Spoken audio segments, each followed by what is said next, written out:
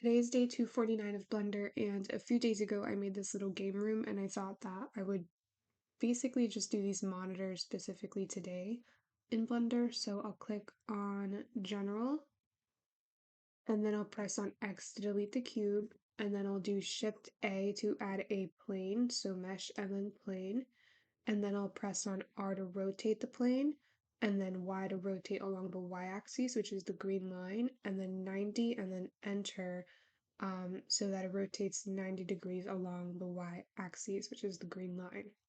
Then I'm going to do S to scale the plane, but I want to do Z so that it scales along the blue line, which is the Z-axis. So I'll do something like this. Then I'll go to modifiers, which is the wrench icon, and I'll add a solidify modifier, and I'll do something like 0.05, and then that's going to give it some thickness and even thickness. And then I'll click on the arrow and click on apply. And then in edit mode at the top left corner, I'm going to select the face select or face mode, and I'm going to select this front face, right? And then I'm going to press on I to inset the face, and I'm going to do something like here. And then I'm going to press on E to extrude that face, but then I'm going to do X so it extrudes along the X axis, and I'll do it a little bit kind of backwards. So it looks something like that. Alright, so this is my little monitor.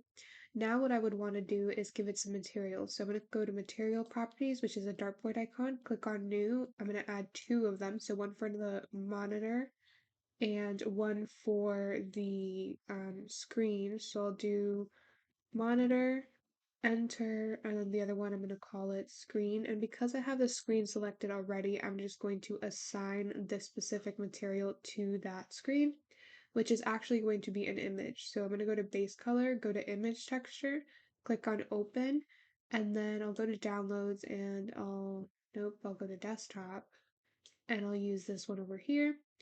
I won't be able to see it until I go to material preview, which is at the top right corner. So now I see it over here.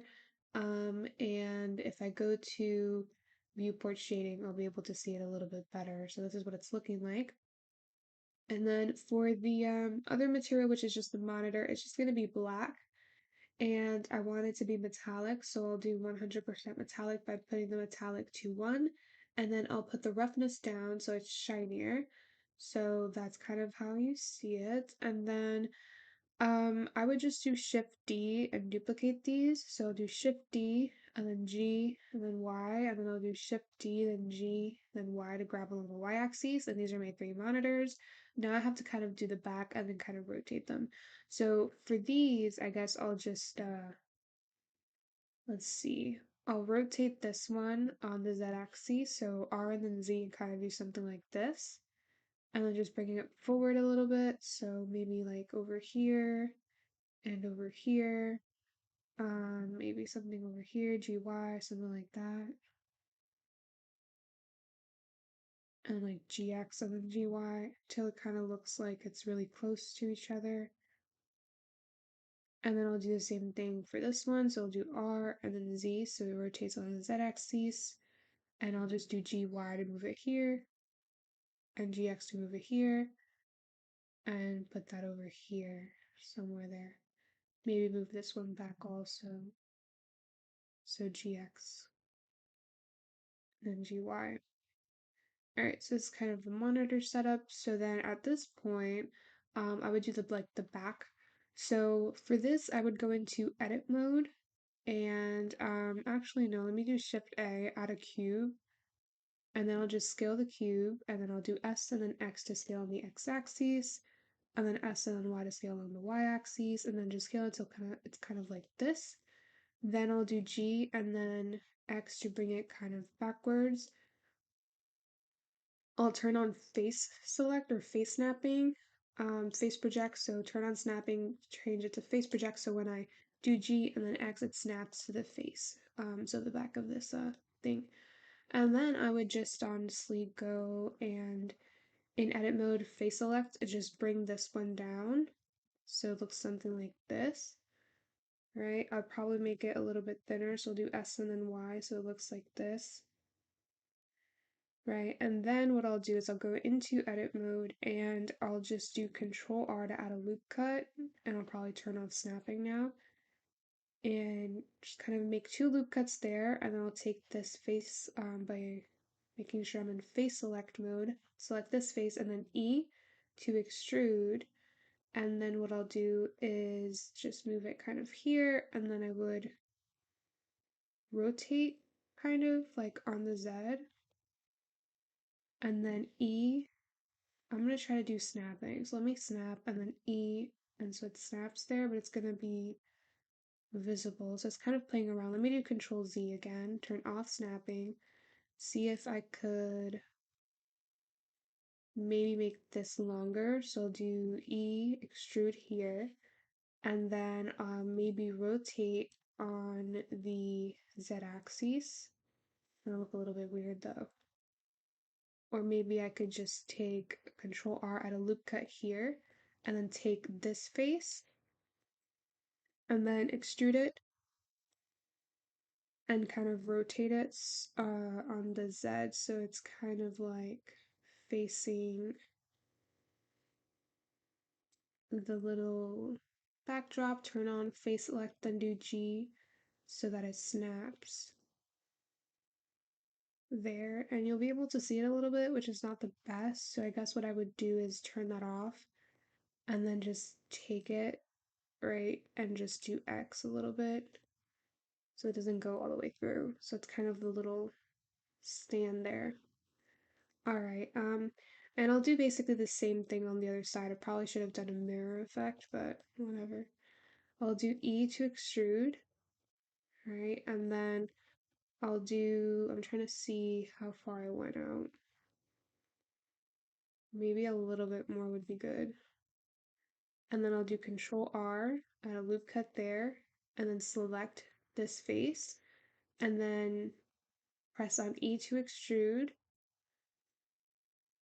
and then even more, and then I would rotate on the Z.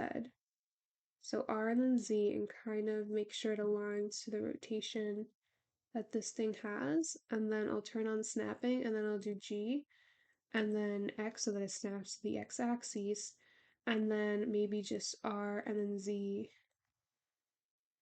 so it doesn't show too much. Kind of about here would be good. Trying to get that right there. Alright, and then I'll turn off snapping and then just do G and then X so it's not flipping through. Okay, so that's kind of it. And then I would just do kind of like a base, I guess. So I'll take this and then maybe extrude it and then scale. Well, hold up, did I extrude it? Extrude it and then scale. So it looks something like this, right? And that's my little monitor. So then I would actually go and give it the same material as the monitor so it's shiny and stuff. And honestly, hold up, let me look at my reference. I would want it to actually be not that, I would want them to be closer to each other. So I would do G and then kind of like Y here. G and Y to bring them more closer together. And these are actually smaller. So I'll do S and then Z, S and then X. Maybe I'll leave it like that. And then I'll do S and then Z, and then S and then X. Kind of leave it like that. Yep, kind of looks like that. Alright, so that's the idea. I'll probably give this face a little bit of extrusion so that it has some thickness, and that's pretty much it. So then at this point I'll do Shift A, Mesh Plane, scale this up, GZ to bring it down so I could add a backdrop. Go into edit mode, edge select, select the back edge, E to extrude the edge, and then Z to extrude along the Z axis. Then go to modifiers, add a bevel to that edge, increase the amount in the segment so that it becomes kind of like a backdrop. And then arrow, apply. There's going to be some lines that are sometimes visible, sometimes they're not. But right click shade smooth would fix that. S and then Y to scale on the Y axis would also work. And then Where's the lighting here? I can give this a little background. I mean, I could just give it a pure black background, and then I can play with the lighting. So I could delete this light. I'll do Shift A, add a light area, cheesy to bring it up.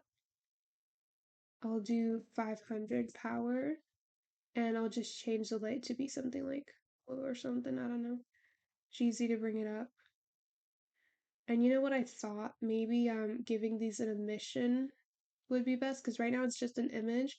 But what I could do is I can go to the screen and instead of base color or principal BSDF for the surface, I can do an emission and I can actually, for the color, go in emission, give it an image texture and click on open and do the same thing. But then the difference is that now it'll have like, it'll emit light, which is really amazing. And you can kind of put up the strength of how much light it emits, which is really cool. So now it's more visible. And then as for the light, I mean, I guess I could put up the size to like 5 or something. And that would work. I could do the same thing if it was red. I could do that too. Maybe red looks nicer. Alright, I'll leave it like that. And then the final step is to render. So I do Control Alt Numpad 0, and that aligns my camera to the view. If you don't have a numpad, you can go to Edit, Preferences, Input, and you can emulate the numpad. But yeah, so I'm just gonna get out of here by clicking the middle mouse button. To go back into the view, you want to press on numpad 0. But I'm gonna do this a little bit lower so it looks something like this. And honestly, I might just maybe I'll do it this way because here it doesn't really look like 3D. I'll probably do something like this, and then what I can do is rotate the backdrop by doing R and then Z, and then I can do something like this maybe. So let me do RZ again, so it's kind of rotated this way, and then do Control Alt Numpad 0.